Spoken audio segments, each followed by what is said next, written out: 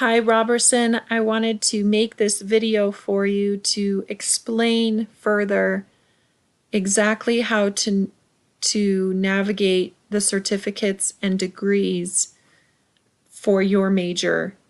I think this might help clarify some of the things that we talked about during our phone call.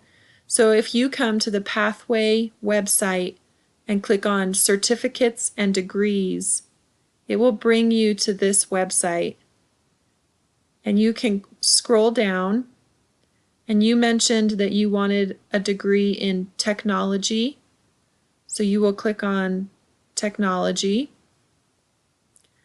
and it will show you right here. You can see the certificates, and these are all the certificates available. You mentioned that you're doing database right now. If you're looking into a bachelor's degree, you can click degrees and a bachelor's degree in technology. And as you scroll down, it will show you the certificates, an associate's degree, and a bachelor's degree. So you can choose these certificates,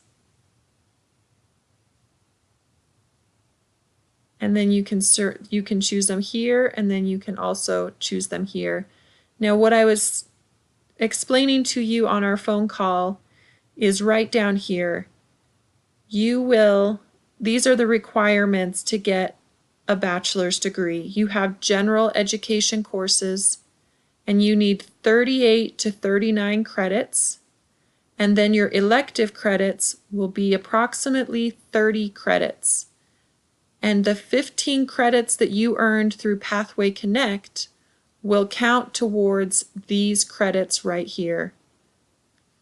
If you need additional help in knowing how to structure your specific degree and plan the courses that you would like to take, you can do that through GradPlan, or you can also contact Academic Advising, and I will put a link on how to contact an advisor in the email that I send you.